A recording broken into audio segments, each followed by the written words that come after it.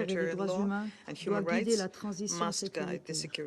En outre, nous restons préoccupés par le nombre alarmant de violations graves des droits de l'enfant et appelons à la mise en œuvre des conclusions du groupe de travail du Conseil à cet égard. Nous condamnons l'exécution récente de 4 adultes à Puntland pour des crimes commis alors qu'ils étaient mineurs et associés à Al-Shabaab. Nous soulignons que le comité de vérification de l'âge a recommandé de ne pas imposer la peine de mort. Nous sommes par ailleurs préoccupés par les tensions entre le gouvernement fédéral et certains États membres fédéraux, ainsi que par la rhétorique de plus en plus tendue entre la Somalie et l'Éthiopie. Nous encourageons les parties à faire preuve de retenue et à privilégier le dialogue. Nous saluons toutes les initiatives diplomatiques à cet égard, y compris avec le soutien d'États tiers. Compte tenu des nombreux défis en matière de sécurité, l'unité est nécessaire dans la région. Pour conclure, nous attendons maintenant avec intérêt la suite des discussions au sein de ce Conseil la semaine prochaine. Les consultations avec le Conseil de paix et de sécurité de l'Union africaine à la mi-octobre seront également un moment fort pour approfondir la discussion sur la conception de la nouvelle mission de paix, y compris sur un financement prévisible et durable. Nous nous engagerons de manière constructive dans les négociations des différents mandats. La Suisse réaffirme son plein soutien à la Somalie et à son peuple durant cette phase de transition pour construire la paix et un avenir prospère.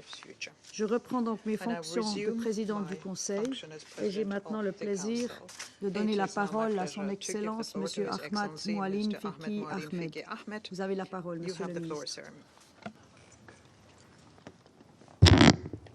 Bismillah ar-Rahman ar-Rahim.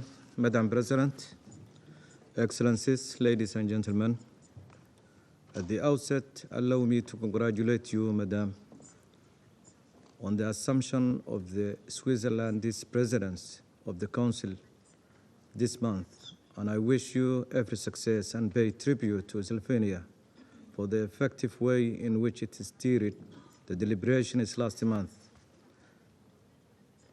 I thank the braveries acting SRSG Ambassador James Aswan and SRCC Mohammed Al-Amin Suwaif and Ilwad Elman from the civil society for their briefing.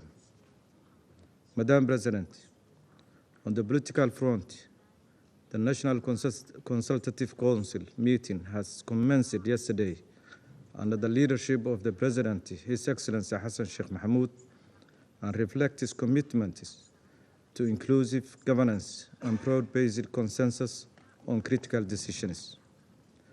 Preparations are underway for the agreement on the electoral process and the remaining constitutional amendments, as well as the intensifying security operations against the terrorist group of Al-Shabaab and ISIS. We recognize that substantial work is required from both national stakeholders and international community for the conduct of one person, one vote electoral process.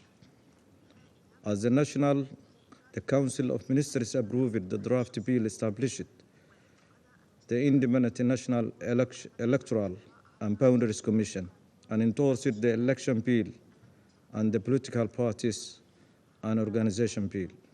Moreover, in parts of northern Somalia, regional elections is moving ahead to take place on November 13 as planned. Federal government of Somalia is committed to ensuring the electoral process is fair, free and credible at all regions in Somalia. On the security front, we are engaged in consultation with the African Union and United Nations on the groundwork of the post-ATMIS security agreements in 2025. We welcome the establishment of new peacekeeping mission in order to provide adequate, predictable, and sustainable funding for the mission. Our forces are actively engaged in high-tempo offensive operations, successfully liberating numerous areas previously held by Al-Shabaab. To sustain and build upon these achievements, we are increasing our efforts in extending local governance in these liberated areas and ensuring that the gains made on the battlefield translate into lasting peace and stability. Madam President, in Somalia, we are confronting not only with the unlawful annexation attempt of our territory by Ethiopia, but also with a narrative that seeks to justify this aggression under the guise of counterterrorism. Let me be clear. The claim that Ethiopia is in Somalia to fight terrorism is a veil for their true intention of a pretext of occupation and annexation of Somalia territory. The real motive behind recent hostile attitude toward its neighboring countries is an attempt to divert attention from its serious internal issues. The Somali government has engaged in good faith, unlike its Ethiopian counterpart, in a series of meetings facilitated by the brotherly government of Turkey. As a landlocked nation, Ethiopia has no rightful claim to Somalia territory for the establishment of a naval military base. Such actions are a violation of international law and a threat to regional stability. In the last 3 months, Somalia have intercepted 3 large illegal weapon shipments crossing from the Ethiopian border, destined to non-state actors in northern, central, and southern states of Somalia. These actions violate UN Security Resolution 2713 of 2024 regarding Al-Shabaab and endangers the lives of countless civilians and TCC involved in peacekeeping efforts. It fuels communal conflict and empowers the extremist group Al-Shabaab and ISIS. It is becoming evident that Ethiopia, as a TCC in ATMIS, is acting outside the boundaries of its mandate and violating the principles of peacekeeping. The international community must recognize that funding a TCC that engages in such actions undermines our collective efforts for peace and stability in the region. In conclusion, since this may be one of the last meetings of UNSOM, I would like to extend our appreciation for the UN team for their collaboration with Somalia in the last 11 years. We look forward to working together on a new mission for the next 2 years on gradual transition to UN country team and achieving the priorities articulated in Somalia's letter to the Council in August 2024. Thank you very much. Je remercie très chaleureusement le ministre de Somalie. Il n'y a plus d'orateurs ou d'oratrices inscrits sur la liste. La séance est donc levée.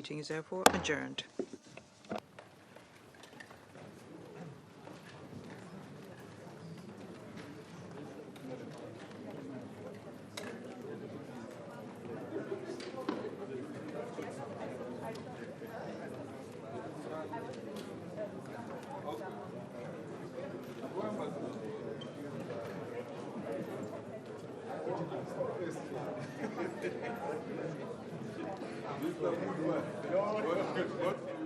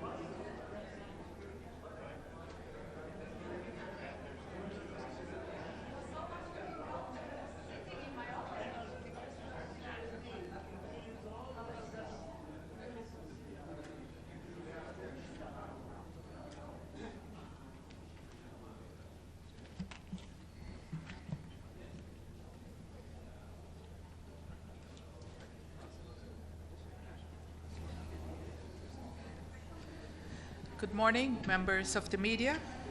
We, the 10 elected members of the Security Council, are deeply concerned about the escalation of tensions in the Middle East. We condemn the current cycle of violence and call for an immediate end to all hostilities. We also call on all parties to respect their obligations under international law, including international humanitarian law. We further emphasize that a diplomatic solution is the only appropriate way forward and urge all parties to prioritize dialogue and diplomacy and ensure the protection of civilians. We further underscore our full support to the United Nations Secretary General Antonio Guterres and the UN system. I thank you. Question, please. Why are we having an E10 statement instead of a Security Council statement? Can you talk about? Can you tell us? Can anybody talk about the Security Council's failure to stop? Of course I can guess. Condemn or no condemn?